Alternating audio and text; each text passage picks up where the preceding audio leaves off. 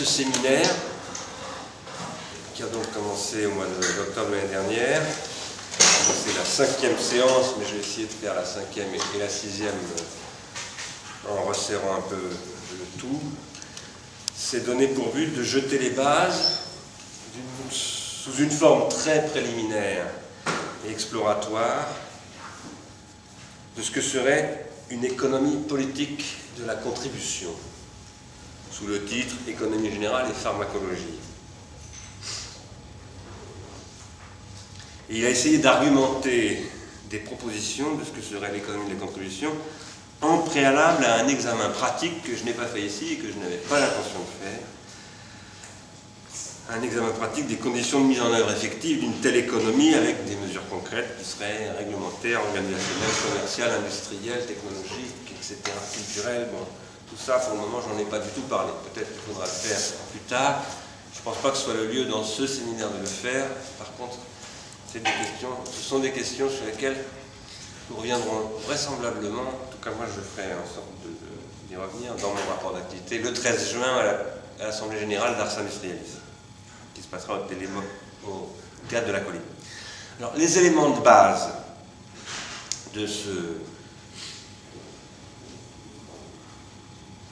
qui sont ressortis de ce séminaire, pour le moment, c'est premièrement qu'une telle économie de la contribution est nécessairement une double économie. Ce n'est pas exactement une double économie au sens où l'on a parlé d'une double économie du signe dans la pensée de Ferdinand de Saussure, mais ce n'est pas sans rapport non plus. Vous savez que chez Saussure, il y a une double économie du signe, il y a l'économie du niveau phonologique, qui n'a pas de signification, qu'on appelle parfois le niveau du signifiant, et il y a le niveau sémantique, qui est le niveau à proprement parler sémiotique ou sémiologique, et on distingue les deux pour les étudier. Et en même temps, moi je pose, et là je le dis pour l'économie de la contribution et l'économie en général, mais je le dirais aussi d'ailleurs pour l'économie sémiologique de Saussure, qu'en réalité on ne peut pas étudier la deuxième couche sans étudier la première, et réciproquement, la première n'existant pas sans la deuxième, ni l'inverse. Quelles sont ces couches? Alors ce ne sont pas la phonologie d'un côté et la sémantique de l'autre, ou la sémiologie de l'autre, ce sont l'économie des subsistances d'un côté et l'économie des existences de l'autre. L'économie des existences étant aussi ce que l'on appelle depuis Freud l'économie libidinale. Aujourd'hui, j'essaierai de montrer que cette économie des existences, c'est-à-dire l'économie libidinale, est l'enjeu, enfin aujourd'hui, j'y arriverai pas, mais j'évoquerai, est l'enjeu de ce qu'on appelle les capacités, les indicateurs de développement humain, bref, tout ce que Amartya Sen cherche à faire entrer dans l'économie au titre d'une question que lui décrit comme morale. Mais moi je pense que ce n'est pas une question morale, c'est une question d'économie libidinale, dont la morale est d'ailleurs un fruit. Mais il ne faut pas prendre simplement au niveau de la morale, ça c'est trop court, et ça permet d'agripper à peu près rien du tout. Il faut le prendre au niveau d'en dessous, qui lui est vraiment très opératoire, et qui nous fait trouver le niveau des pulsions. Cela étant, deuxième élément de base de cette économie, donc je suis en train de tirer les leçons, vous avez bien compris, de 5 séminaires. S'il y a une double économie des subsistances et des existences, il y a aussi un troisième plan, qui n'est pas une économie, sauf à parler. C'est peut-être le seul endroit en ce moment, je dis en ce moment, où je serais peut-être capable de discuter, moi, lui non, mais moi avec Giorgio Agamben, le niveau de ce qu'il appelle l'oikonomia. Je dis le seul niveau parce que j'ai assisté il y a quelques semaines ou quelques mois dans cette salle même, j'étais là et Agamben était là, j'ai écouté ce qu'il racontait et franchement je me suis dit on n'arrivera plus à discuter. Bon. Mais là sur la question de l'oikonomia, ça n'est certainement pas sans rapport avec ce que j'appelle le troisième plan. Le troisième plan, ce n'est pas le plan des subsistances et des existences, vous le savez, c'est le plan de ce que j'appelle les consistances, c'est le plan de ce qui n'existe pas. qui n'existe pas parce que c'est infini. Or, rien de ce qui est infini n'existe. Ça, c'est ce que Newton nous a appris. Rien n'existe qui soit infini. Et Kant le reprend à son compte. Oui, mais l'infini, pour nous, c'est ce qui est le plus important. Donc ça n'existe peut-être pas, mais ça consiste. Et si c'est infini, ça n'est pas calculable. Ça n'est donc pas sur le plan de l'économie des subsistances ni des existences, parce que les existences, elles aussi, calculent. C'est sur le plan des consistances, et c'est un plan qui, comme il n'existe pas, est intrinsèquement fragile, il doit être soigné, cultivé et protégé. C'est ça l'enjeu de ce dont parle Agamben en réalité. Et je pense que, en même temps, les concepts qu'il développe et dont on parler ne permettent pas d'accrocher la réalité d'aujourd'hui, en tout cas. Troisième point. Cette économie de la contribution, qui est donc une économie générale entendue au sens à la fois de Georges Bataille, je reviendrai sur Bataille tout à l'heure, à propos de ce que veut dire économie générale, et une double économie. Cette double économie, donc, est une duplicité économique. Duplicité voulant dire, vous savez en français, deux choses au moins, l'unicité, la duplicité, la triplicité, etc. Le deux, mais aussi voulant dire l'ambiguïté, le caractère torve, tordu, duplice, pour ne pas dire menteur, pervers de cette économie. Et en effet, cette économie est perverse, intrinsèquement perverse. Qu'elle soit l'économie des subsistances ou l'économie des existences, elle est perverse. Et ça vient du fait que cette double économie, cette duplicité économique est basée sur ce qui permet de réserver, de mettre en réserve, de prendre soin, de différer, de stocker, de calculer, mais aussi d'infinitiser, c'est-à-dire de faire l'expérience de l'incalculable, à savoir le pharmacone. La condition de cette économie double, qui est l'économie des subsistances et l'économie des existences, c'est qu'elle soit constituée par un pharmacone qui lui permet de mettre en réserve, d'articuler, de différer, etc. Le pharmacone étant la technique, l'instrument de travail, l'écriture, l'expédient, tout ce qui permet de prendre soin, mais dont on s'aperçoit toujours que c'est aussi un poison. Tous ces trucs qui nous permettent de prendre soin, de cultiver, sont aussi des poisons. C'est des poisons. Donc dans la double économie de l'économie de la contribution, eh bien il a la duplicité de cette double économie qui est induite par le pharmacone. Quatrième point, l'économie générale, qu'est cette économie de la contribution, est donc une pharmacologie. Et cette pharmacologie ouvre l'économie à sa dimension intrinsèquement politique. Pourquoi? Elle ouvre à la question d'une économie des existences politiques. Je prends là le mot au sens où arrête, mais abordée non pas simplement comme arrête, mais comme une économie libidinale politique. Pourquoi politique? Pourquoi est-ce que j'insiste ici sur le politique? C'est parce que quand il y a du pharmacone, là où il y a du pharmacone, il y a un moment de trancher avec un pharmacone. Le pharmacone des pharmacas, c'est le couteau, c'est la c'est le bistouri du chirurgien, c'est le couteau de la sage-femme, c'est celui aussi qui permet la circoncision, c'est ce machin. C'est un peu à l'horizon de ce que les gars appellent circonfession. Et qui permet de prendre des décisions politiques sur le pharmacone. Il y a un moment où il faut prendre des décisions. Quelles sont ces décisions? Les décisions de construire une économie du pharmacone. L'économie de mise en réserve qui s'appelle thérapie. Un soin public.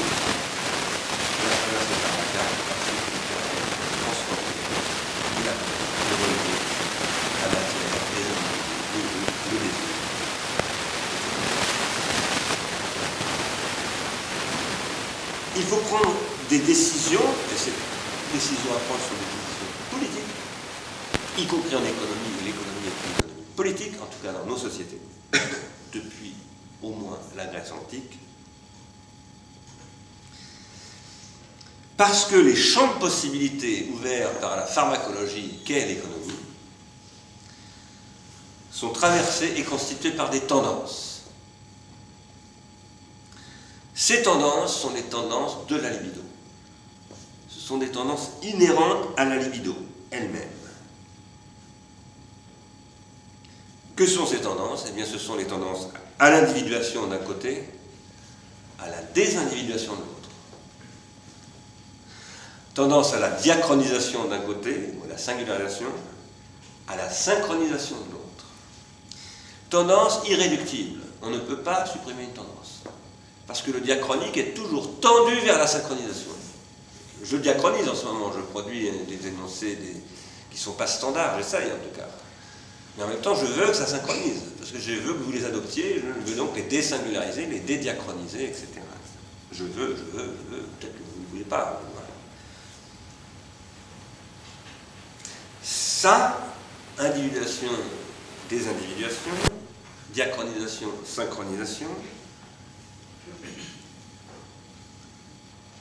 c'est-à-dire aussi grégarisation. C'est inhérent à tout processus de transindividuation. C'est ça un processus de transindividuation, c'est ce qui permet d'agencer ces tendances et de les métastabiliser, c'est-à-dire de soumettre l'une à l'autre sans éliminer l'une ni l'autre, en les gardant, en les mettant en réserve. C'est ça une oikonomia, la mise en réserve de ces tendances.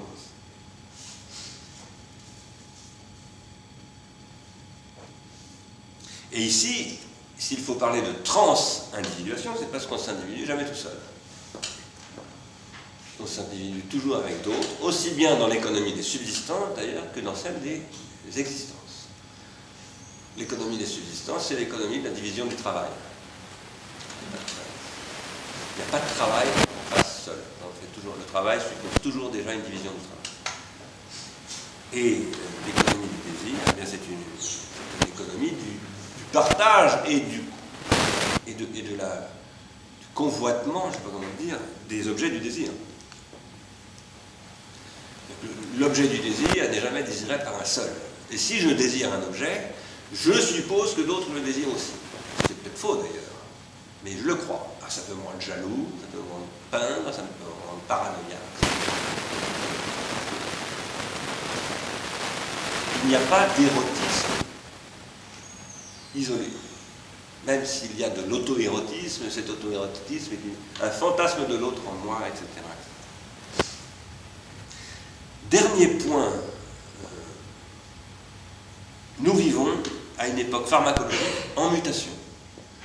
Donc le sens de ces questions aujourd'hui, c'est ce qui s'inscrit dans une mutation pharmacologique qui advient au moment où, par ailleurs, alors cette mutation pharmacologique, c'est ce que j'appelle le dernier stade de la grammatisation, c'est les technologies de l'esprit dont on parle, Arsène Smith, etc. C'est ce dont je parlais la semaine, enfin pas la semaine dernière, mais le séminaire précédent au mois de mars, je vais y revenir tout à l'heure, les métadonnées, toutes ces choses. Et par ailleurs, cette nouvelle dimension pharmacologique et organologique, parce que pharmacologique ici c'est un nom de l'organologie, advient au moment où explose le consumérisme. Je répète que ce séminaire a commencé avant 2008. Ce séminaire est la suite du séminaire que je faisais l'année dernière qui s'appelait « Économiser signifie prendre soin ». 2008 n'avait pas eu lieu. C'était en 2008, mais la crise n'avait pas encore eu lieu. Entre le début de ce séminaire et maintenant, il s'est passé des choses. C'est le 5e point. Et ces choses rendent de plus en plus sensible le fait que l'économie libidinale aurait été organisée en sous-main au XXe siècle, d'une façon non thématisée, non politisée au sens de non exposée au débat public, non objet d'une discussion, et que ce travail de l'économie libidinale mené par le capitalisme à travers le marketing, Edward Bernays, etc., eh bien, tout à coup, il émerge comme tel. Moi, par exemple, je ne peux pas vous dire avec qui, mais j'ai en ce moment des discussions avec des gens avec qui je n'aurais jamais discuté l'année dernière. Et qui tout à coup se disent « Ah, vous avez peut-être raison ».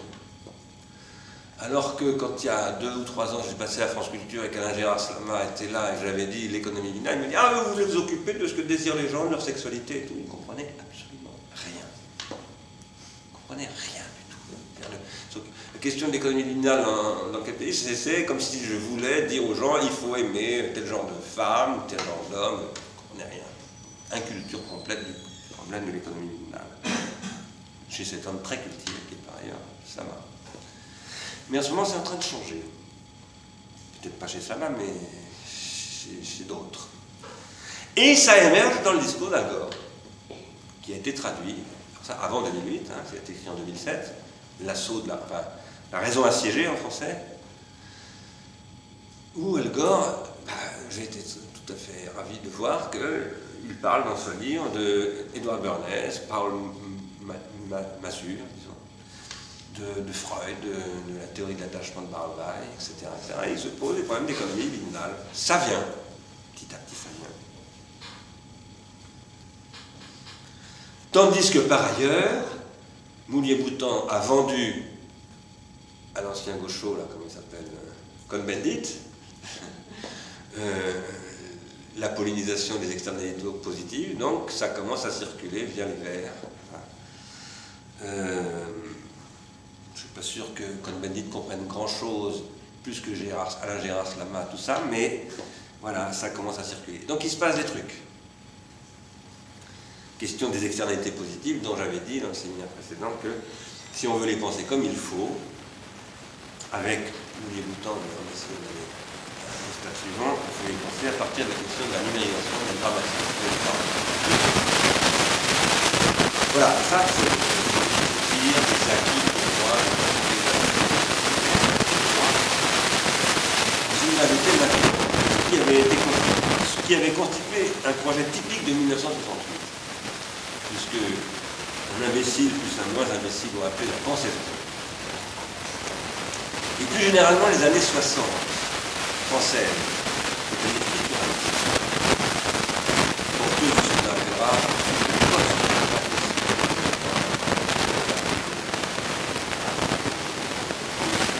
ce qui avait donc été le projet de penser ensemble Marx, Nietzsche et Freud, et la plupart du temps en passant par ça a conduit à l'infini du chaos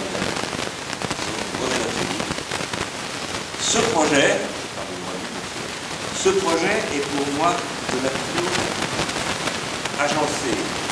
Marx, Nietzsche, Freud, c'est de la causalité et ça se passe.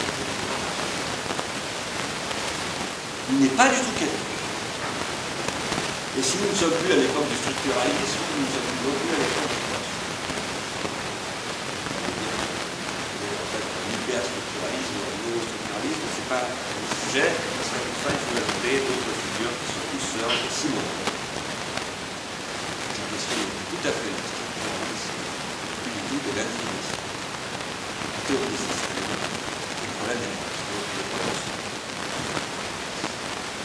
Cela étant, comment se fait-il que ce programme typique des années 60, de ce qu'on a appelé la French Theory, d'origine, et qui a été si puissante et qui est apparue ensuite si dérisoire, parce qu'on s'en moque aujourd'hui, du structuralisme.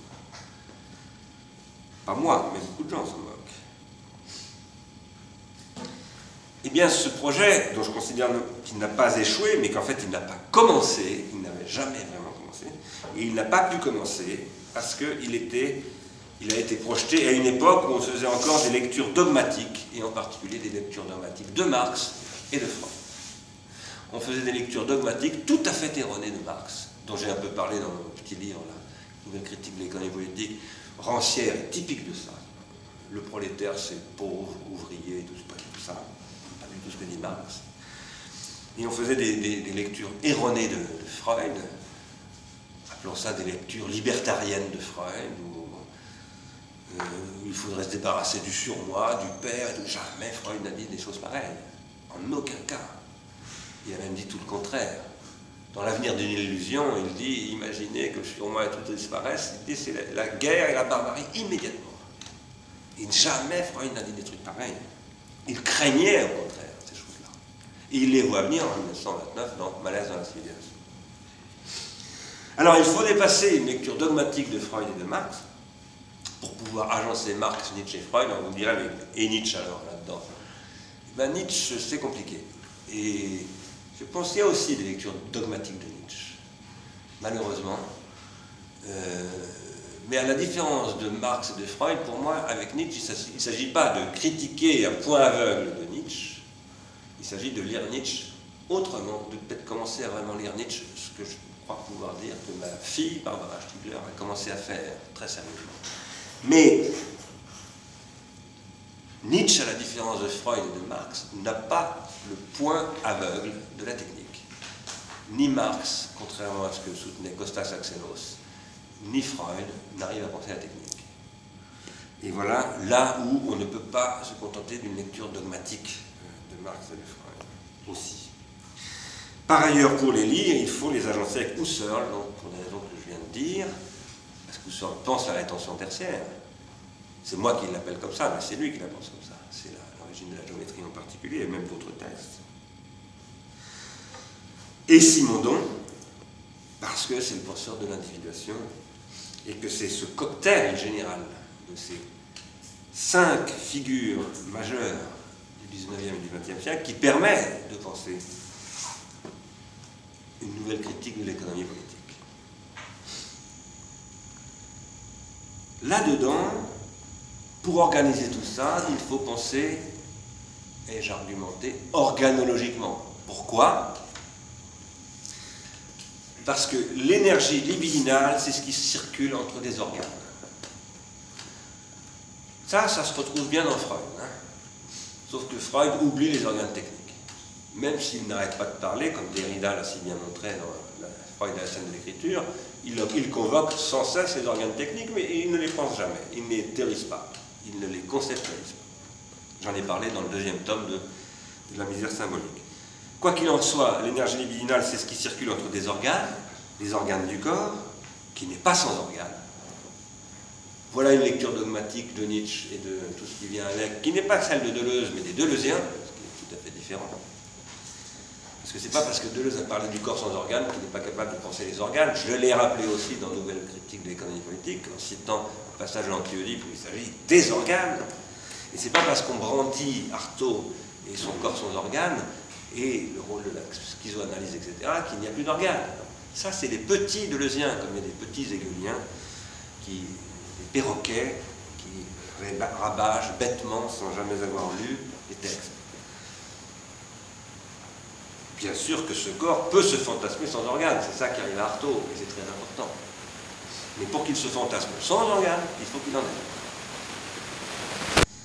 Donc, la libido circule, l'énergie libidinale circule entre les organes, d'abord les organes du corps, d'autre part les organes techniques qui viennent comme fétiches, au sens où Paul Laurent Assoun étudie le fétiche, comme objet de projection, au sens où Freud parle de la projection, rendre possible la liaison des organes psychosomatiques, puisqu'ils sont toujours déjà psychosomatiques, ces organes. Le foie est psychosomatique, ça tout le monde le sait, mais le pied aussi, l'orteil, comme Louise Buñuel l'a montré, etc., etc. Et, je veux dire, en montrant que c'est un objet partiel, et dès lors que c'est un objet partiel, il devient psychosomatique. Pas simplement support de fantasme, mais support de symptômes. Et ça se lit dans les organisations sociales.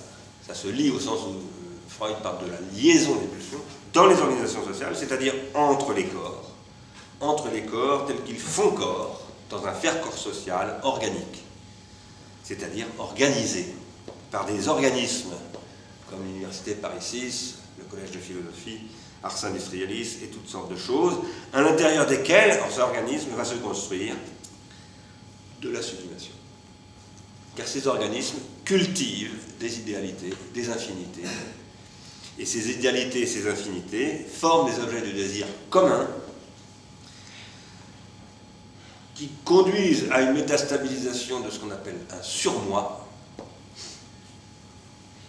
Et cet ensemble forme ce que j'appelle l'appareil de production d'énergie libidinale. Mais il faut tout ça pour cet appareil de production. Si vous supprimez un des éléments, ça ne marche plus.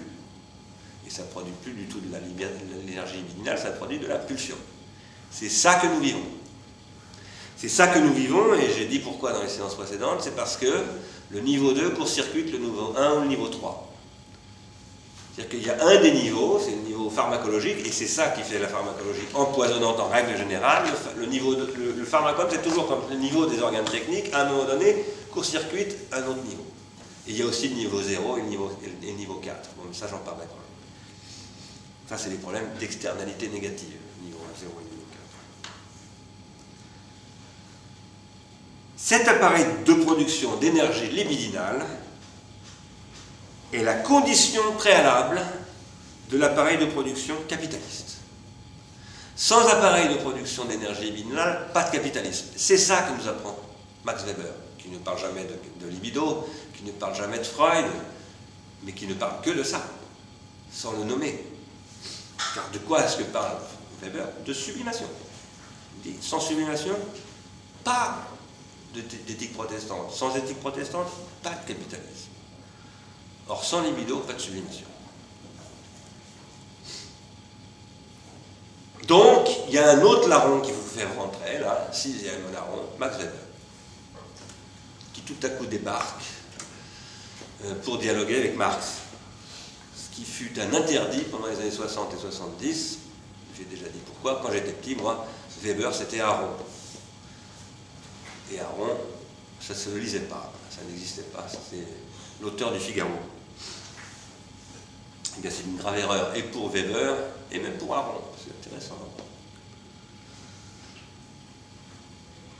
Alors, je dis l'appareil de production d'énergie libidinale est la condition préalable pour l'appareil de production capitaliste, mais c'est plus généralement la condition préalable de tout appareil de production de subsistance, capitaliste ou pas, parce qu'il y a des appareils de production de subsistance, évidemment, qui ne sont pas capitalistes, eux aussi ont besoin d'un appareil de production d'énergie libidinale. Dans la société chamanique, il y a de l'énergie libidinale, beaucoup même. Mais il y a une histoire des appareils de production d'énergie libidinale et des appareils de production de subsistance et de leurs agencements. Ce que montre Weber, c'est que l'appareil de production capitaliste est hanté, A-N-T-E, en français ça veut dire fiché, planté dans, appuyé sur, un nouveau régime de calculabilité qui est typique du capitalisme et qui repose sur les outils de comptabilité que sont les hypomnémata issus de la plume. La pratique des hypomnémata, les livres de compte, s'est répandue avec la généralisation de la plumerie et donc l'alphabétisation. Mais il ajoute, ces hypomnémata sont aussi celles qui servent à utiliser la Bible. Ceux hypomnémata, c'est une pluriel, les hypomnémata, ceux qui servent à diffuser la Bible sous une nouvelle forme, c'est-à-dire à produire un fidèle solitaire, un individu fidèle, et non pas un troupeau de brebis. Dans le sens où les évangiles sans cesse. Alors, la question des hypomnémata dans l'histoire du capitalisme, et ce que j'essaie de faire, moi, c'est de la poursuivre par une pensée de la dramatisation. Alors, avant de finir, j'ajoute que chez... Alors, on voit comment l'hypomnémata, le pharmacone, ou le l'économie,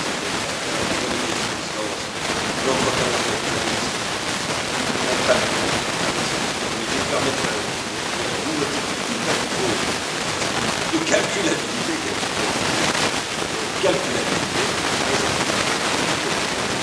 chez bien évidemment et là ça devient au contraire, le péché devient au contraire de ne pas.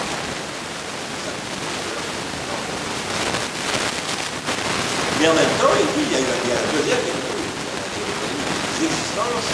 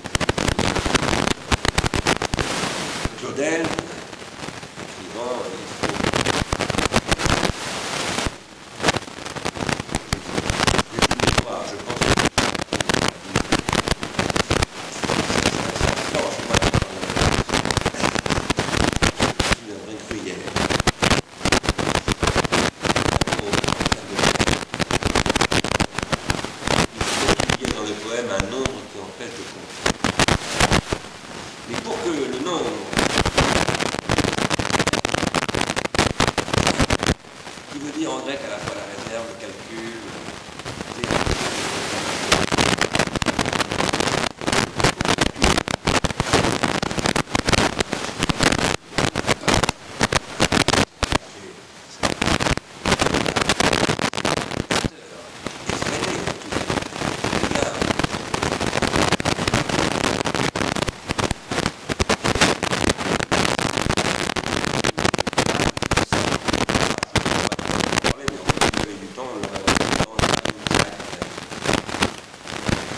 et ça, c'est l'origine de la grosse bêtise.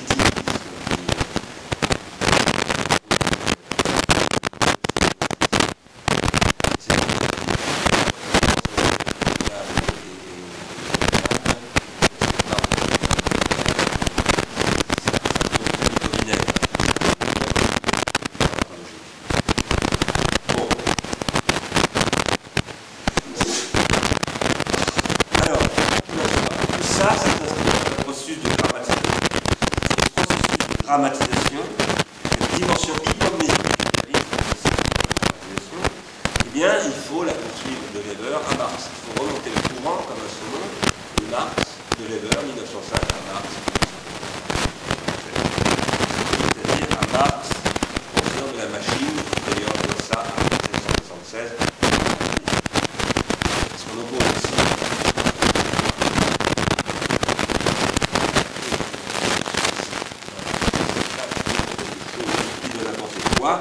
la machine.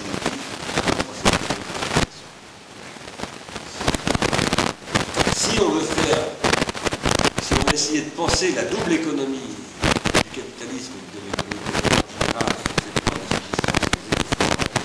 et si on dit qu'on veut penser les économies-là, alors c'est l'appareil de production et d'objectivation prolétarienne. Il y a donc une ligne de continuité très forte entre Marx et Max Weber, mais elle n'a pas été facile.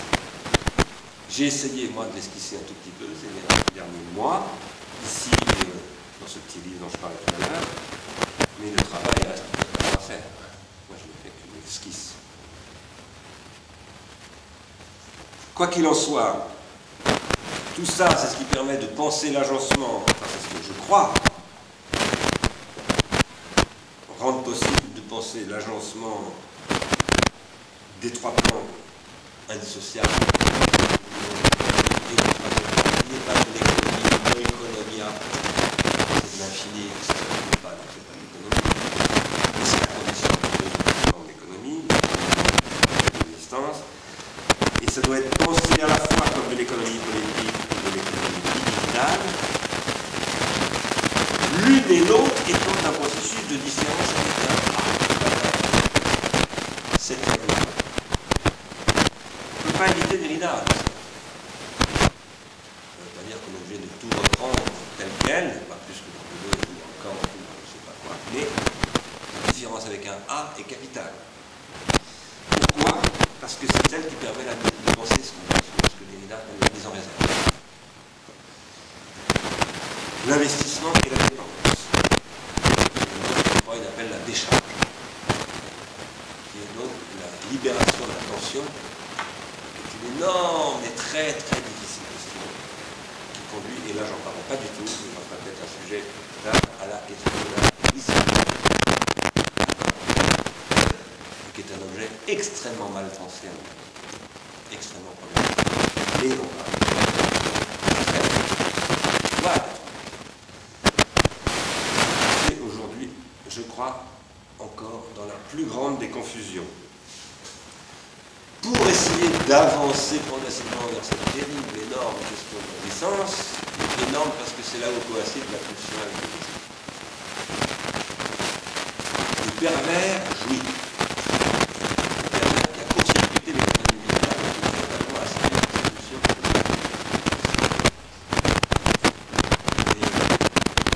Et désirant, je dis pas il y a le pervers du côté de la pulsion, non, le désirant qui est aussi un pervers, mais un bon pervers, si je puis dire.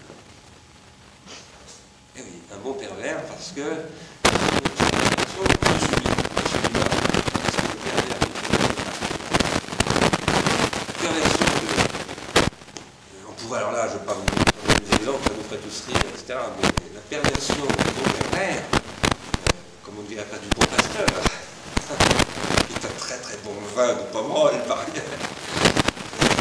C'est une perversion qui a la capacité à se sublimer, c'est-à-dire à transformer le plomb en or. C'est un grand pervers. Ça peut parfois poser quelques problèmes. Mais ça produit de la mise en réserve et ça produit construit. C'est bien d'avoir fait je dis ça, je parle du prêtre, je parle de l'artiste, ou du prof.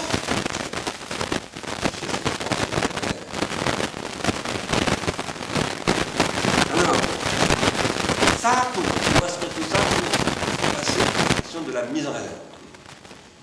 La question de la réserve. Parce qu'une économie, c'est une mise en réserve. Économiser, c'est mettre en réserve.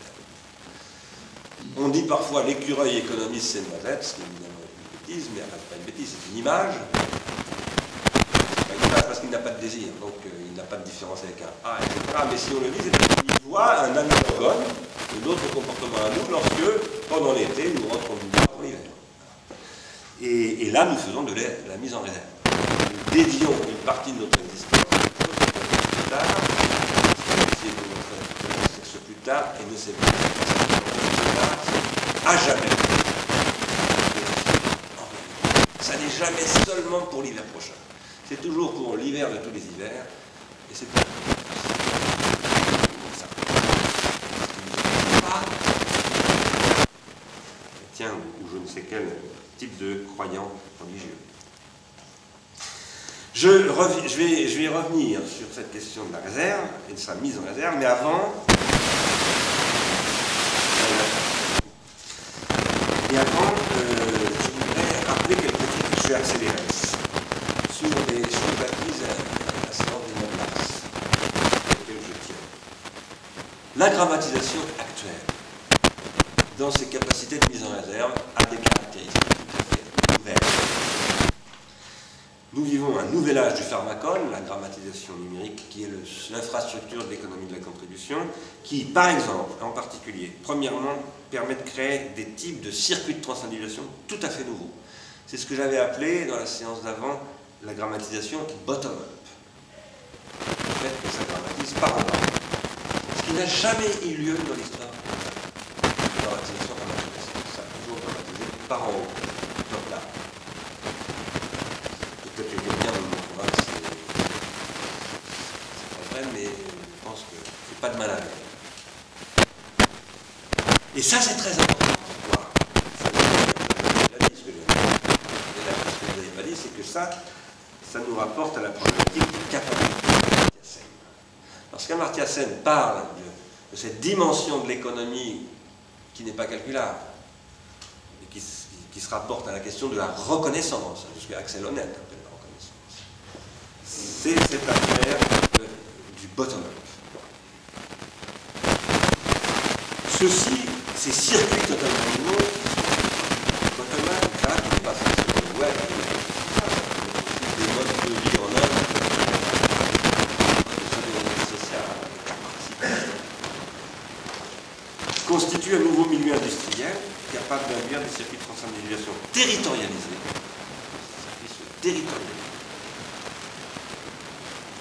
et former la base d'une nouvelle économie politique dans laquelle la question des milieux associés apparaît. Ces nouveaux circuits de transindividuation produisent ce qu'on appelle des milieux associés. Mais, ces années que je parle de milieux associés, ce qui se passe en milieu associé, ce que je n'avais jamais vu jusqu'à maintenant, et qui est un des aspects c'est qu'il y a deux types de milieux associés. Il y a les milieux associés type turbine Guimbal, où là, on peut instrumentaliser l'eau pour assurer son fonctionnement, pour la refroidir, pour l'imperméabilisation des paliers, etc. C'est l'énergie, bien sûr. Et on peut aussi instrumentaliser le milieu humain pour faire ce que Marianne Duvernay décrit comme étant la manière dont on travaille le consommateur au sein d'une entreprise pour s'hyper-consumériser. Et à ce moment-là, c'est effectivement un milieu associé, mais c'est un milieu associé qui aggrave la situation de dissociation. Donc c'est un milieu paradoxal. C'est-à-dire que, en quelque sorte, le consommateur s'auto-course.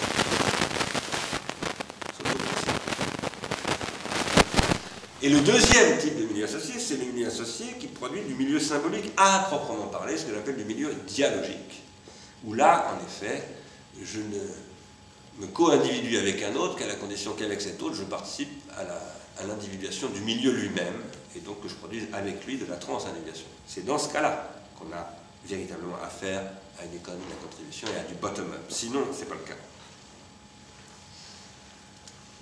Cela étant, j'avais posé aussi que la question de la prolétarisation de l'esprit, c'est-à-dire des courts-circuits, c'est ce qui, dans ce que Mouli-Boutan et Multitude appellent le capitalisme cognitif, produit une prolétarisation cognitive qui est provoquée par la destruction pure et simple des infinités, c'est-à-dire du plan des consistances. Alors ça, à ma connaissance, c'est ce que, dans Multitude, on ne pense pas beaucoup. Je dis à ma connaissance, il y a plein de choses que je n'ai pas lues dans Multitude. En tout cas, dans Mouli-Boutan, je ne crois pas qu'on le pense beaucoup. Mais d'une façon plus générale, je crois que c'est chez Multitude, parce qu'on confond immanence avec non-existence du plan des consistances. Il y a de l'immanence. Moi, je suis dans l'immanence. Je me sens très bien chez Spinoza avec tout ce que je dis. Mais chez Spinoza, il y a des consistances. C'est-à-dire des inégalités, c'est-à-dire des infinités, etc. C'est d'ailleurs ce truc que Badiou essaye de penser si catastrophiquement. Aujourd'hui, j'y vais pas que dans la cuillère. Je me les paye tous. Mais c'est ça, son machin, les idées du communisme et tout, qui est, à mon avis, absolument grotesque. Mais qui pose une question qui est la question de l'incalculable, de l'infini, de l'idée.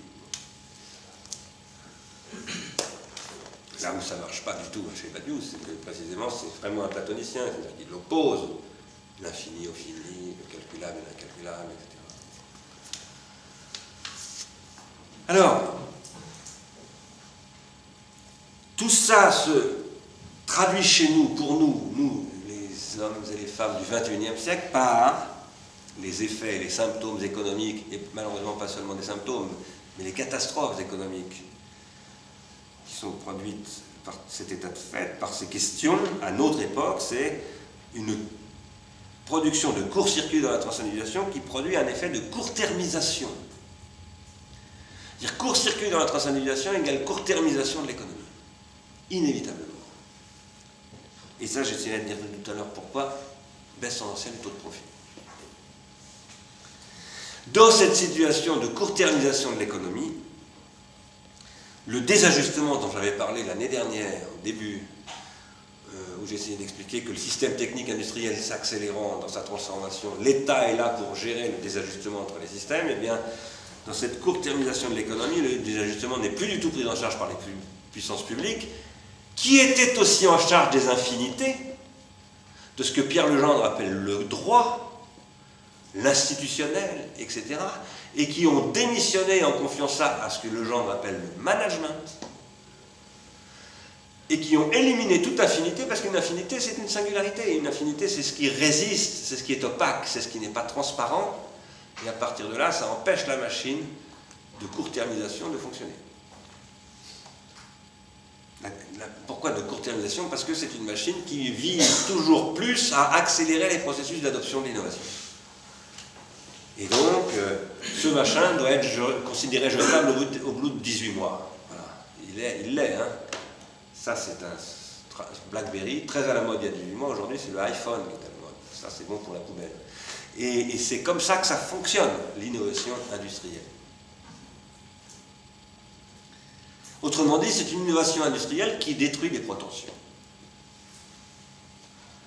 Si on pose qu'une protension, c'est ce qui projette dans le temps et qui projette loin dans le temps et qui tente toujours à projeter dans le temps à l'infini, les protensions que produit la cinquième de Beethoven s'infinitisent. Les protensions que produit un poème de Marmé s'infinitisent. Toutes les protensions qui valent le coup d'être vécues, la protention qui me rend amoureux de ma femme ou de je ne sais pas quoi, ça s'infinitise forcément. Sinon, ce n'est pas une protension. simple calcul sur des rétentions, c'est tout à fait différent. Eh bien, ça, c'est ce qui est liquidé par la court-termisation.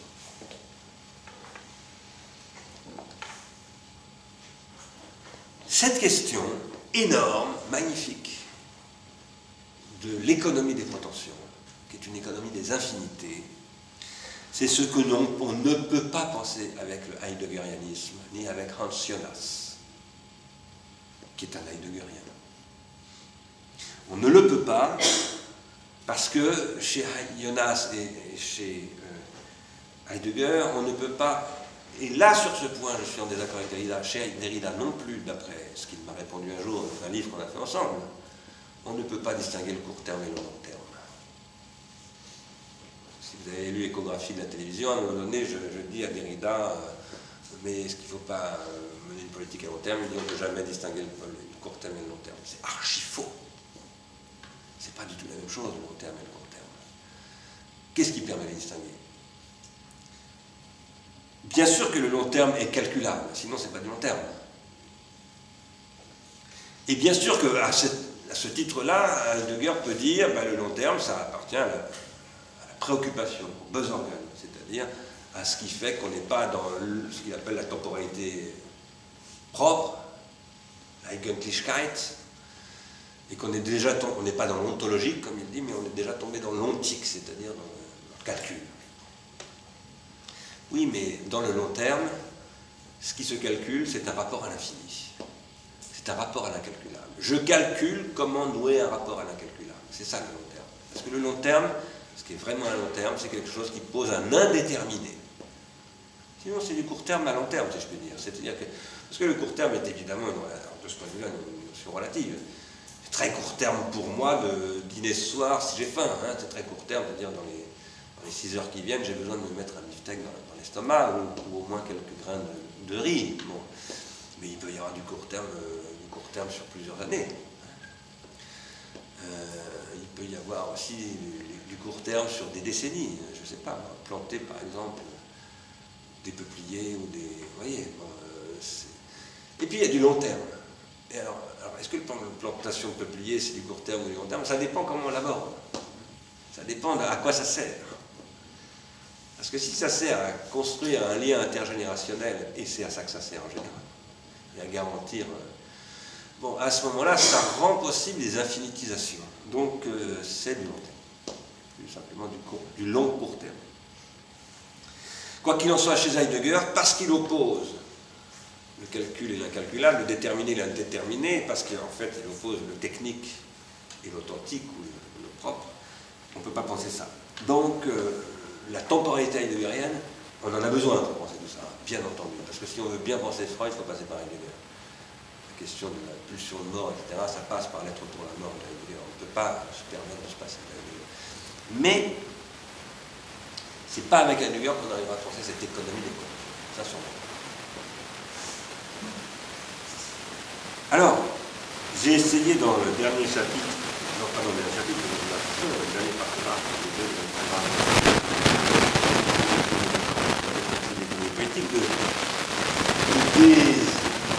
dessiner des modèles d'économie professionnelle. Formidable.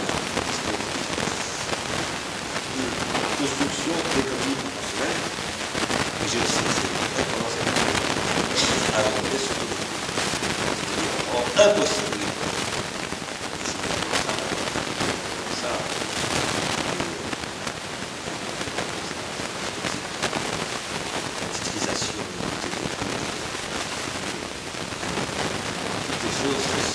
Détruit.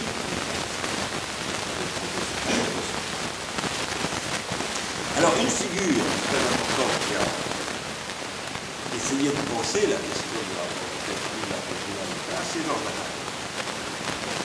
Georges Bataille, qui, en essayant de penser la calculable, essaie de penser à une extrême.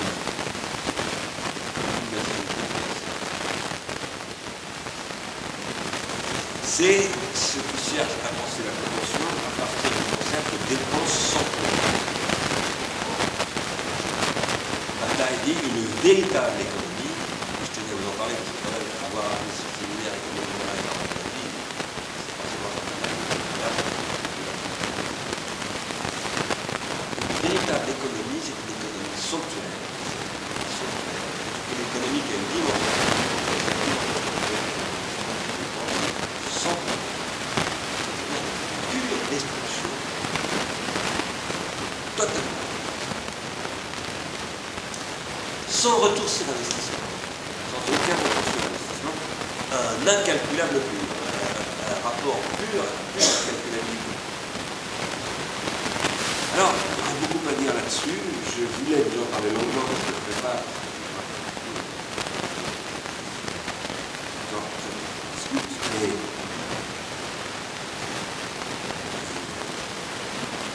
Je crois que c'est la radicalité de la position de Martin est extrêmement intéressante. Ce dont je pense que vous en ici, c'est qu'en même temps, évidemment, cette radicalité de bataille pose problème. Non parce que ne serait-ce que pour pouvoir détruire un an de récolte de grains de riz, des épapois, des patotages, des salles, il faut avoir économisé 30 000 €. Donc, cette dépense sur côté a beaucoup de côté. On va beaucoup dépenser sur côté, on va compter longtemps. Et ça nous ramène à la question de la résilience.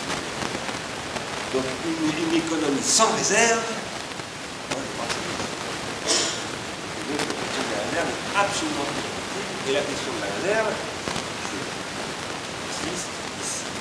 capital, c'est à la fois la réduction. Réserver ses revenus. Et retenir en réservant, c'est déjà anticipé. La réserve, c'est jamais cette.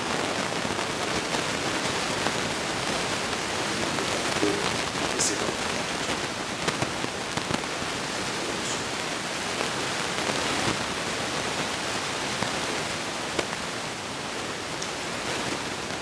Bon. Je voudrais dire un petit mot sur Schumpeter. Et pour parler de la question de l'essentialité possible, parce qu'on peut être une phrase qui doit venir en bien. Je dis ça parce que, par exemple, on dit, à l'eau, qui a dit sur le retour de l'essentialité possible, ça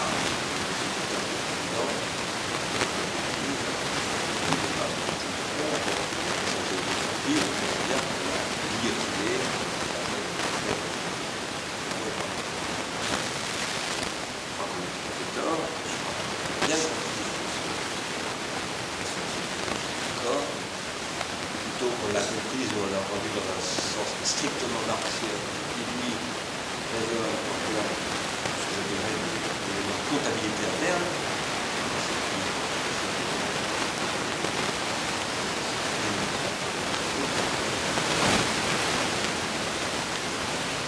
Et je pense que la théorie d'innovation de Schumpeter, de la production de valeur par entrepreneur, c'est ça.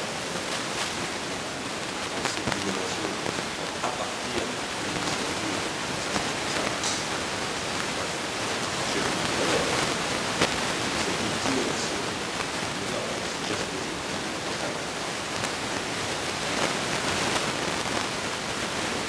c'est une question préalable que relative.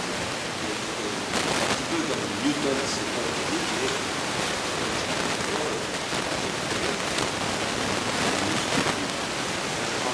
c'est pareil parce que Schumpeter neutralise la question des externalités.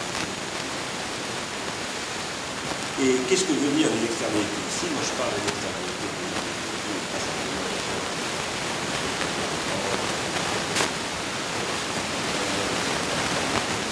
Passage aux limites, comme on passait de la liquidation, de la motivation. Pourquoi? Parce que produire des coups de circuit pour accéder à l'innovation, qui est ce que pense Schumpeter, c'est détruire les conditions. Qu'est-ce que c'est qu'une innovation? L'innovation, c'est pas simplement le marché, c'est que ce marché marche.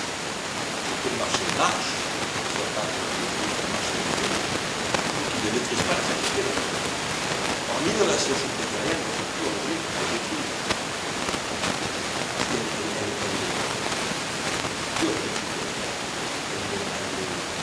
aucun cas, elle ne pose le problème de la mise en réserve de protéger la société de ce qui seulement va limiter la capacité d'innovation pour circuiter, à innover, à accélérer l'innovation, à détruire le processus de transformation. On va revenir sur la transformation, je parlais dans mon bouquin, je parlais dans ce séminaire, juste que j'ai essayé de montrer que le capitalisme, le stalinisme, le communisme, sur les circuits.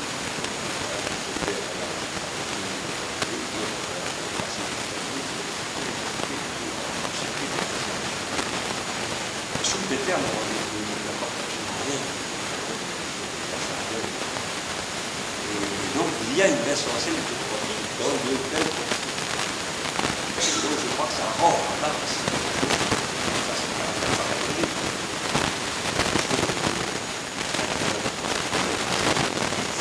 Après, je ne dis pas qu'il n'y a pas de solution. Mais, ce que je dis en revanche, c'est que s'il y a des solutions, passe par une économie qui elle-même demande à être économisée, elle-même demande à être économisée. Et donc c'est tout ce qu'on va faire.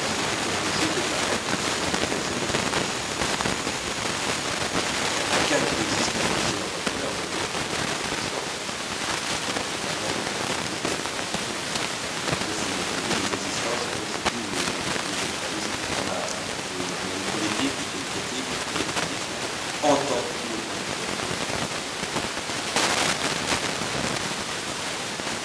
alors,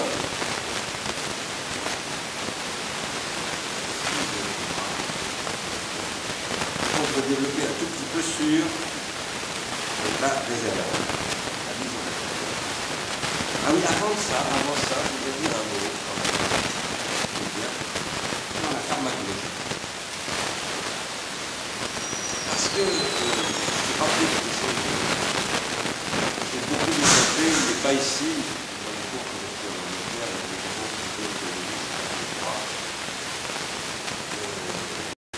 Grammatologie et pharmacologie. La grammatologie, c'est un concept qui n'est pas la grammatique. La pharmacologie, c'est un concept qui n'est pas dérivable de prendre la grammatique. Autrement dit, il y a une question de qu'est-ce que fait Derrida en 1972, moi, en 1967.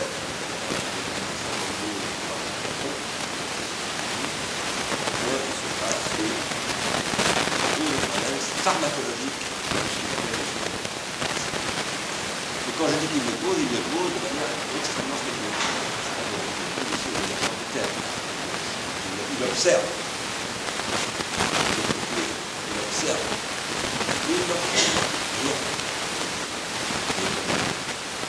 Il n'y a pas de pharmacologie. Il y a qu'est-ce que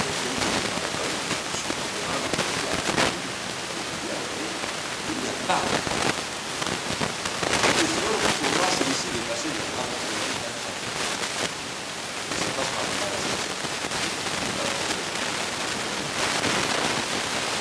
Je crois que ça, je l'avais déjà dit, la loi de l'économie, c'est la mathématique.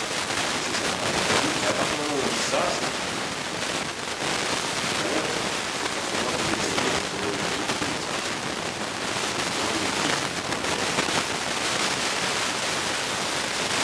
et ça, c'est la question de comment mettre en réserve. Qu'est-ce que c'est? Quelles sont les économies de et comment mettre en réserve sans calculer de telle sorte que le calcul va être. C'est ça l'enjeu. C'est ça que la question soulève la taille, vous savez, dans un état d'exaspération vis-à-vis des États-Unis. La Marshall, pas simplement du plan Marshall, parce que très méchamment, on l'a dit presque comme Adam.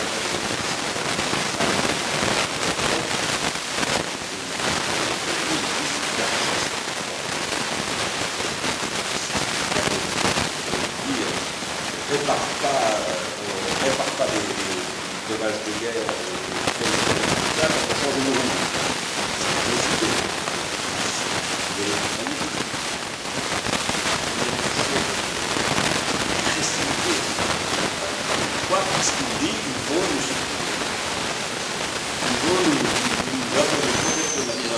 celle des dinosaures. Il a raison. Il a raison, mais c'est pas ça. Il va opposer.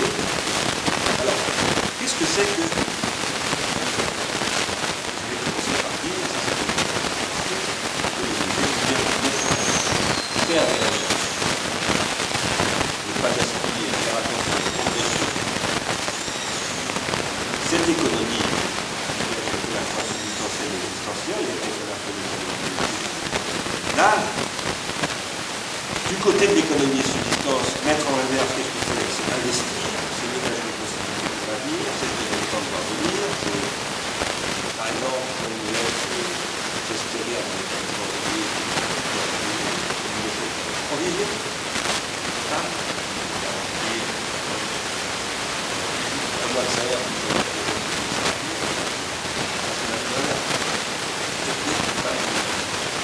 la compétitivité,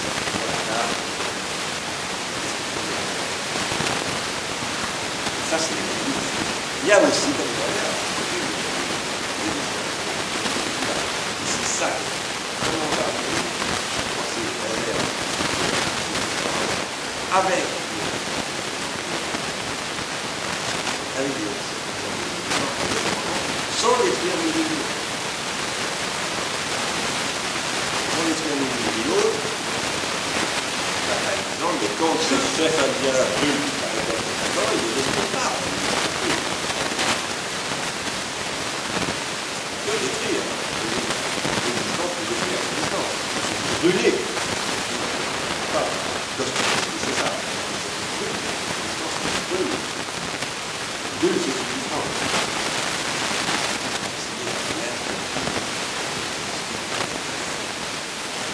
Ça, son existence brûle, c'est subsistance.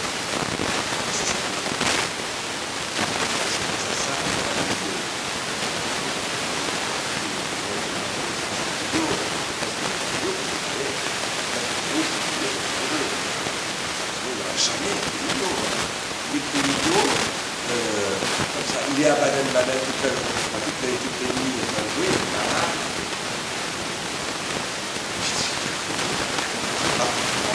Est-ce qu'il est payé à la fin? Voilà, ça donne. Donc c'est une articulation des réserves de subsistance et d'existence qui sont sublimes.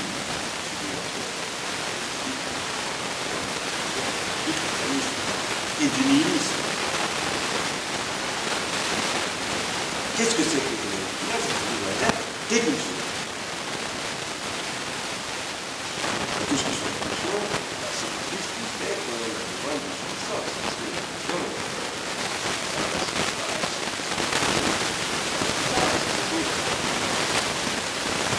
qu'on appelle d'abord soit les instincts, soit les besoins. Les pulsions n'est ni l'instinct ni le besoin. C'est la mise en réserve de l'instinct, plus un instinct.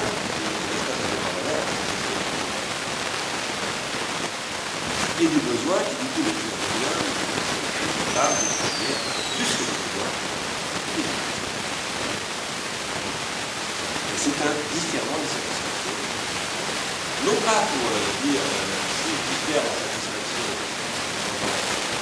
un jour, différent de satisfaction 10 fois plus grand un jour, ça c'est beaucoup plus compliqué que ça. C'est beaucoup plus compliqué que ça parce que peut-être que c'est le calcul que je vais faire, mais si c'est un objet de plaisir, la protection, ça va me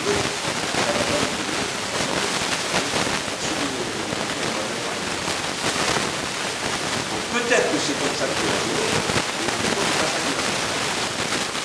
c'est un gain en supplément. Un gain supplémentaire.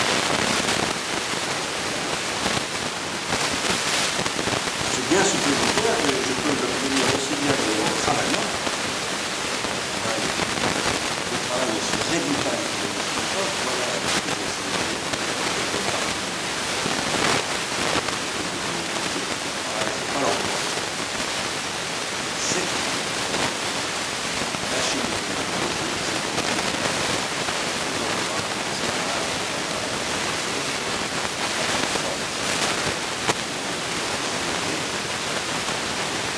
pas... Le travail a toujours cette dimension d'économie de puissance.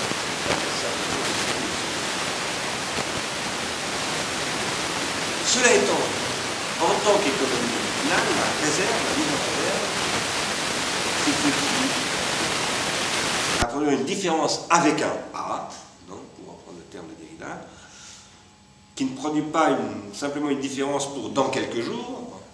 Dans quelques jours, je vais aller, comme on trouve, par exemple, ça c'est un autre roman, je vais faire la littérature aujourd'hui, Samedi soir, dimanche matin, Alan Silito. Je vous recommande beaucoup de lire ça. Alan Silito, qui est aussi l'auteur de La solitude du coureur de fond. Comment les ouvriers anglais s'explosent la tronche dans les pubs le samedi soir. Voilà. Ça, c'est toute une économie somptuaire du pauvre anglais. Il dit, j'en bave pendant toute la semaine, mais alors samedi soir au pub, je vais m'exploser la tête. Et ça, c'est une autre façon, mais c'est très proche de Dostoïevski. Et Alan Silito, pour moi, c'est pas Dostoïevski, mais c'est très très bon. Je pense que ça contient toujours une différence avec un A à l'infini. C'est une différence à l'infini basée sur une différence avec un E infini. C'est-à-dire sur le fait que je pose qu'il y a quelque chose qui est sur un autre plan. Et qui consiste à cultiver une singularité qui se donne elle-même des objets singuliers. Et cette singularisation est une infinitisation.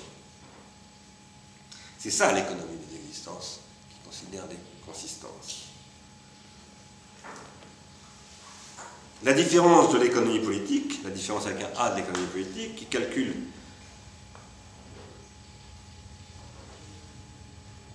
pardonnez-moi, j'ai une phrase qui ne tient pas debout. Bon, ça m'arrive. En tout cas, ce que je voulais dire, c'est qu'il y a deux différences et deux types de mise en réserve. Il y a une différence qui consiste à mettre en réserve les subsistances. C'est donc la différence qui calcule, mais cette différence qui calcule enclenche une autre différence qui toujours déjà est dépassée par son calcul et qui produit de l'incalculable et qui est une différence qui transforme la pulsion en désir et non pas simplement en gain, si je puis dire. La différence de l'économie binale produit le désir, infinitise le processus, autrement dit, et elle investit sans attendre de retour sur investissement. Parce qu'en fait, c'est ça qui est en jeu. Vous savez bien que l'amoureux, voilà, il peut coucher sur le paillasson tout le temps, il n'attend pas de retour sur investissement, il est simplement scotché sur son objet de désir, il ne peut pas s'en séparer. C'est beaucoup plus... Il y a quelque chose qui dépasse tout retour sur investissement, son objet est un objet qui dépasse tout calcul, qui le dépasse absolument. C'est ça que Bataille essaye de penser comme ce qu'il appelle la dépense sans réserve. Et si je parlais d'Alan Silito aussi bien que de Dostoïevski d'ailleurs, parce que chez Silito, l'ouvrier anglais qui se saoule dans le pub, et chez Dostoïevski, l'écrivain qui détruit 4000 roubles en une après-midi, parce que c'est ce qui lui arrive quand il écrit l'Idiot. À un moment donné, il a récupéré, il flambe tout d'un coup, et en plus, il raconte qu'il a raté, il a écrit la moitié de l'Idiot, ça ne lui plaît pas, il balance ça dans le fleuve, et il a tout perdu, et il faut qu'il recommence, et il réécrit tout en 3 semaines. Il y a une lettre de ce qu'il faut lire, un truc incroyable. Ça a à faire avec le sanctuaire, avec ce que Bataille appelle le sanctuaire, et ça a à faire avec ce que Silito appelle la fête. La fête où je me déjante, comme on dit aujourd'hui dans la jeunesse, me déjante, où je me défonce, où je me saoule, etc. Et c'est évidemment quelque chose de capital de comprendre qu'une des stratégies fondamentales, au pluriel, du marketing, ça va être de s'approprier les fêtes et de les supprimer.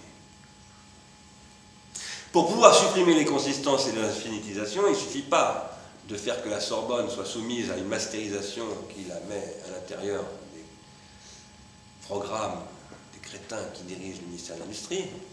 Je dis des crétins parce que quand on prétend piloter la recherche comme ça, c'est qu'on est un crétin, quand on ne sait pas de quoi on parle. Il y a plein de gens très bien par ailleurs au ministère de l'Industrie, bien entendu. Mais c'est pas seulement ça, c'est pas simplement le court-circuit de ce que j'appelle le noétique, au sens de court-circuiter le rapport à la géométrie, au théorique, à ce que Jean-Claude Miner appelle l'idéal, les salariés de l'idéal, ce que Badiou appelle l'idée, et tout ça. Non, c'est aussi court-circuiter les fêtes.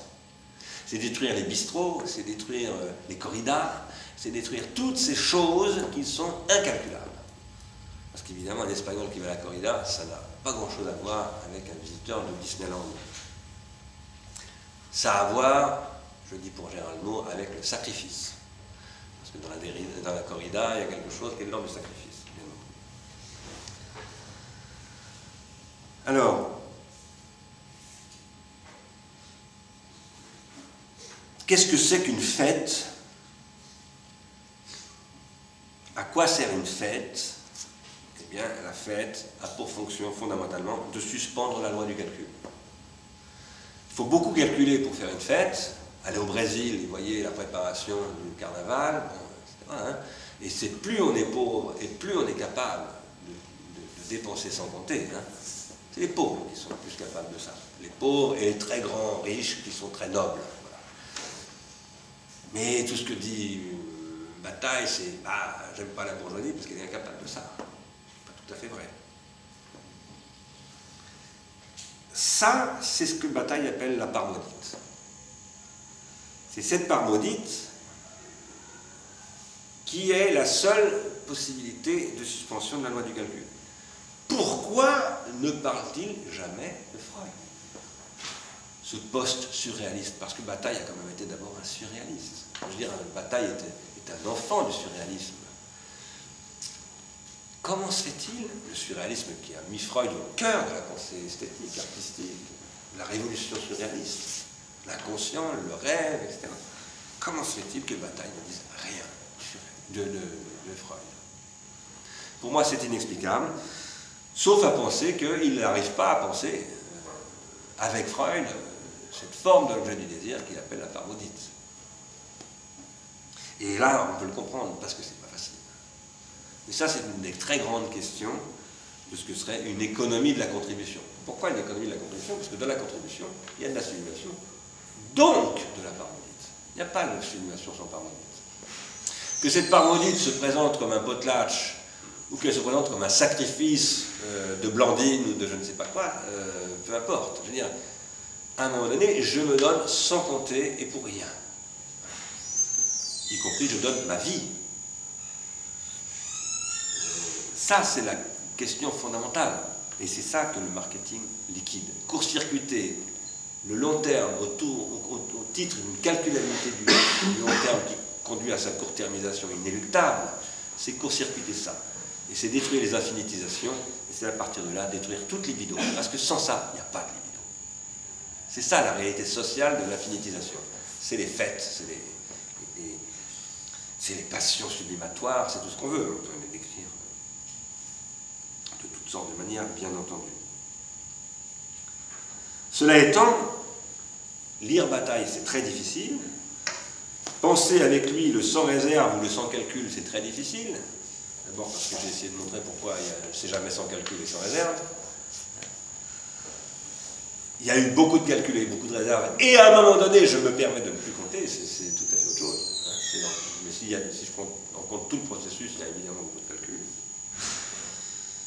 Mais aussi, parce que chez Bataille, le sans calcul et le sans compter apparaît être pulsionnel. Ça ressemble au pulsionnel, parce que quand on lit Bataille écrivant la part maudite, on pense aussi à toute la littérature érotique de Bataille, etc. Et on se dit, mais tout ça, ça marche ensemble, c'est une même économie libidinale, pulsionnalisée, sadienne, pour ne pas dire sadique. Et du coup, on se dit, bah, c'est pour ça qu'il n'arrive pas à faire avec Freud.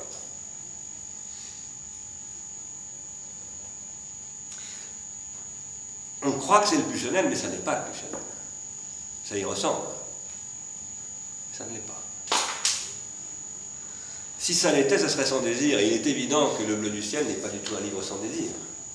C'est au contraire une extraordinaire expérience de la confrontation du désir à la jouissance. Mais dans Le Bleu du ciel, il y a une amante. Il n'y a pas un objet de consommation sexuelle, il y a une amante, il y a de l'amour.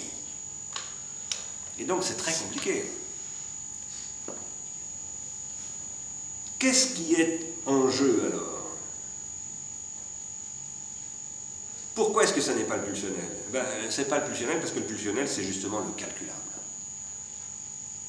Le pulsionnel, c'est le calculable. Et c'est pour ça que le capitalisme est condamné à devenir pulsionnel. C'est très facile de calculer sur le pulsionnel. Parce que le pulsionnel, c'est de l'automatique. Voilà. Des pulsions, il y en a qui nous habitent tous, qui que nous soyons Benoît XVI, l'ancien des jeunesses hitlériennes qui ne veut rien dire en Israël, etc. Ou que l'on soit José Paqui, Nicolas Sarkozy, ou que l'on soit Bernard Stiegler, ou que l'on soit Arnaud de Lépine, tout ça, nous sommes tous porteurs des mêmes pulsions. Ces pulsions nous habitent tous, sans aucune exception. Même Mère Teresa, ou je ne sais pas. Même Saint-Julien, surtout Saint-Julien l'Hospitalier. Je voulais vous parler de Saint-Julien l'Hospitalier, je n'aurais pas le temps. Je voulais vous en parler parce que lui, c'est un formidable saint.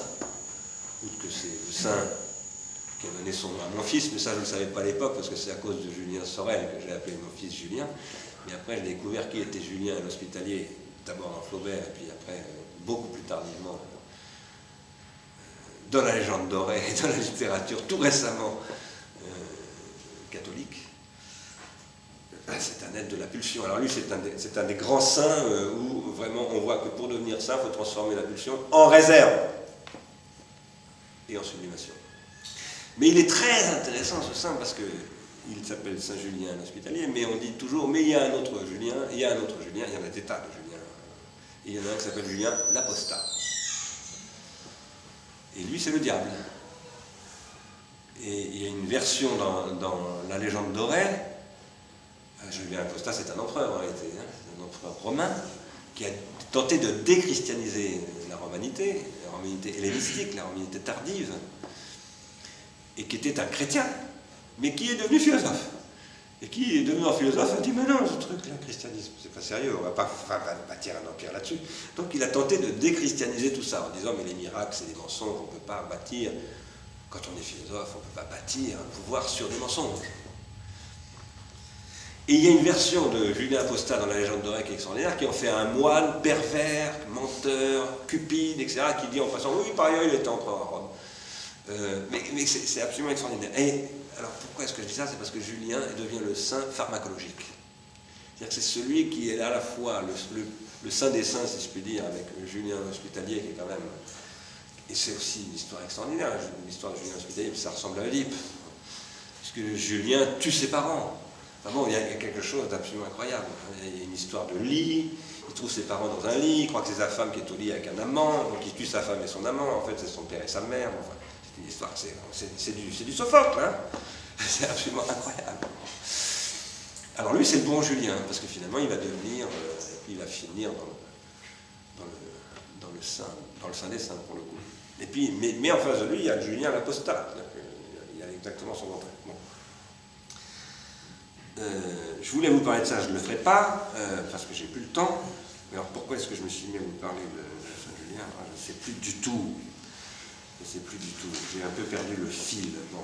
C'est comme j'essaye d'accélérer, du coup, je perds le fil. Bon, écoutez, je vais conclure. Pardonnez-moi de cette fin de séance un petit peu chaotique. Je vais conclure, pour qu'on ait le temps de discuter quand même un peu.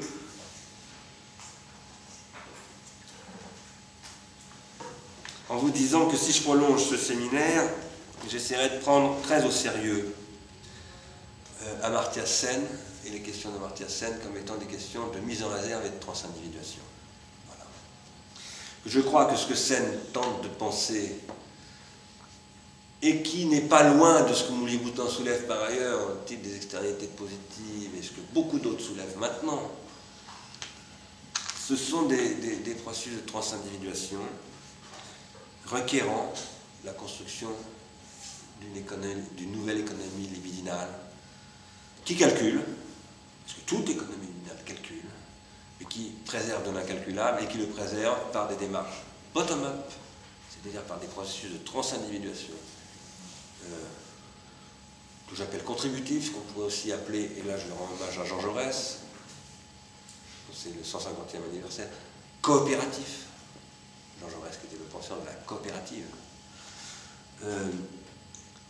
Formant des types de milieux associés pour lesquels il faut trouver de nouvelles règles. Et ça m'ouvrirait de dire ça vers les prescriptions pratiques dont je parlais au début de cette séance. C'est-à-dire, maintenant, si tout ça, qu'il faudrait théoriser beaucoup mieux que je l'ai fait, et beaucoup plus longuement, bien entendu, mais si, grosso modo, sur tout ça, on était à peu près d'accord, il faudrait maintenant essayer de trouver des règles pratiques, par exemple, en termes de rémunération, ce qu'on appelle revenu d'existence.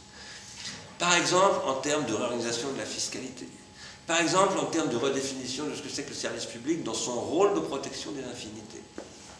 Non pas pour un service public qui s'occupe de tout, c'est parfois pour protéger des fonctionnaires qui sont souvent, en effet, stérilisés, parce qu'ils n'ont plus de rapport aux infinités, donc ils n'ont plus de rapport à leur fonction publique. Donc ils ne savent plus pourquoi ils sont là, donc ils ne foutent plus rien. Il faut parler clairement. Je ne dis pas que les fonctionnaires ne foutent plus rien, je dis que beaucoup de fonctionnaires sont démotivés, ils ne font effectivement pas grand-chose. Ici, si j'avais eu le temps, j'aurais aussi parlé de Pierre Levade, qui avait donné une interview, un entretien assez catastrophique à mon avis, il y a un mois ou deux, France Culture, à propos de la crise économique, où il dialoguait avec quelqu'un d'autre dont j'ai oublié le nom, où il disait on ne peut plus passer par les États ne sont plus pertinents, etc. Donc, disant ils n'ont plus la force, on n'a pas la force de résoudre les problèmes financiers, etc. Mais c'est pas du tout ça la question. Absolument pas ça. Il n'a rien compris. D'abord parce que ce qu'il n'a pas compris, pas plus d'ailleurs qu'Aglietta, c'est que la question n'est pas une question d'argent, ce n'est pas une question d'économie financière. L'économie financière est une dimension, c'est la dimension de la calculabilité, mais c'est une dimension simplement, beaucoup plus vaste que ça. J'aurais aussi voulu discuter de Robert Lyon, qui a ici fait une intervention dans une émission semblable sur l'écologie et sur les questions écologiques dont j'avais un petit peu voulu parler l'année dernière. Et j'aurais à ce moment-là essayé de parler de l'ordre, ce que j'appelle l'ordre des questions écologiques, au sens où Descartes parle d'un ordre des questions. Mais moi je considère que si on veut résoudre l'ordre des questions écologiques, par exemple les problèmes de pollution atmosphérique, de destruction de la couche d'ozone, de liquidation des réserves de pétrole, de tant d'autres choses, de destruction de la potabilité de l'eau, etc., il faut d'abord traiter les questions d'écologie de l'esprit. On ne résoudra jamais ces questions par des mesures d'État, alors là pour le coup, des mesures autoritaires de l'OMC ou je ne sais pas quoi, mais par des changements comportementaux. C'est pour ça que je voulais vous parler de Saint-Julien l'Hospitalier. Parce que ces saints dont on nous parle dans la légende dorée sont tous, pas tous, mais très souvent sont des nobles qui ont vécu dans une opulence pas possible et qui à un moment donné sont dégoûtés de leur opulence et qui d'un seul coup vont vivre dans la pauvreté. Alors ça donne les ordres mendiants, etc., etc. Évidemment, ils veulent imiter la vie de Jésus, bon, c'est tout. Mais ce n'est pas simplement ça. C'est quelque chose qui est d'un ordre de l'expérience qu'on vit aujourd'hui, du dégoût de la consommation, mais qui n'est plus un dégoût chez les nobles, qui est un dégoût généralisé.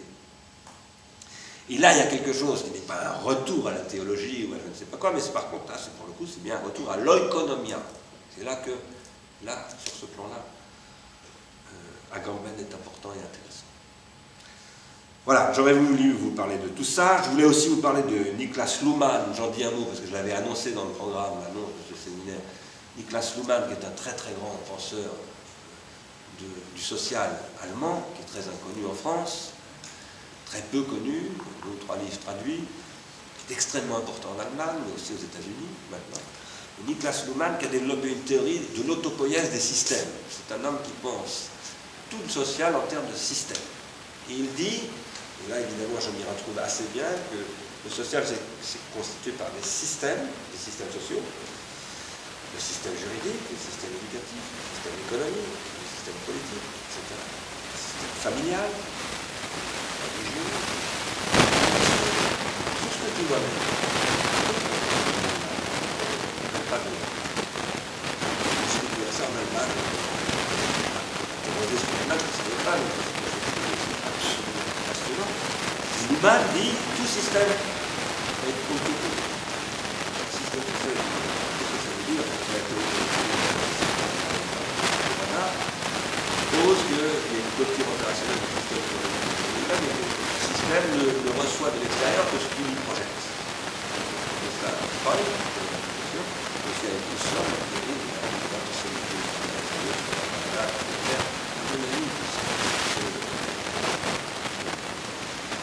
quoi qu'il en soit, c'est très intéressant. Et ça, par exemple, pourquoi peut-être peuvent dire un système social ne se soumet jamais à un autre. Parce qu'il est autopolitique, il s'entretient, alors on peut le dire, on peut appeler ça le corporatisme, hein, on peut voir ça d'une manière très négative, mais l'humain ne voit pas ça d'une manière négative. Il dit non, c'est une logique interne du système de l'économie. Le rendement dit la même chose. Non, dans minuité.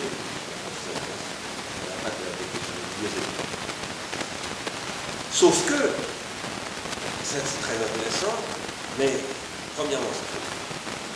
Parce que le système propose, un système social est presque une société qui dépasse, intègre de l'hétéro-prière. Par exemple, les Indiens, d'Alaska, à un moment donné, adoptent le scooter de neige, ou je ne sais pas, ils adoptent l'hétéro-prière. Alors là, c'est l'humain, c'est aussi la société.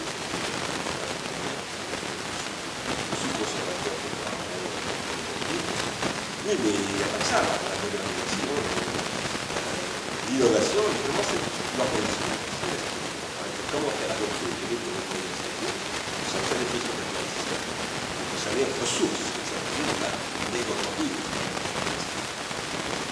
Donc il y a l'hétéropoïétisation. Comme on dit ça. Et cet hétéropoïétisme dit bien le système technique intrinsèquement hétéro. Lui-même est autopolitique. À se clore opérationnellement sur lui-même, là, mais il ne se concrétise qu'en allant hétéropoïétiser tous les autres systèmes. Parce que sinon, il n'y a pas d'innovation. Donc il y a bien de l'hétéropoïétisme. Sauf que cet hétéropoïétisme, c'est là que je crois que l'humain se plante, cet hétéropoïétique, sans cette entrepreneur, tendance. Tous les systèmes ont tendance à se clore opérationnellement. Ils proposent sans cesse l'hétéropoïétique. Donc l'hétéropoïétique est aussi une tendance. Ça, c'est du revoir. Donc voilà, je vous le dis pour mémoire, si je reprends à Seigneur sur ce thème-là, je travaillerai sur cette question, et je repasserai par Niklas Luhmann. Un des grands penseurs de la pensée allemande contemporaine. Bon, je m'arrête là, il nous reste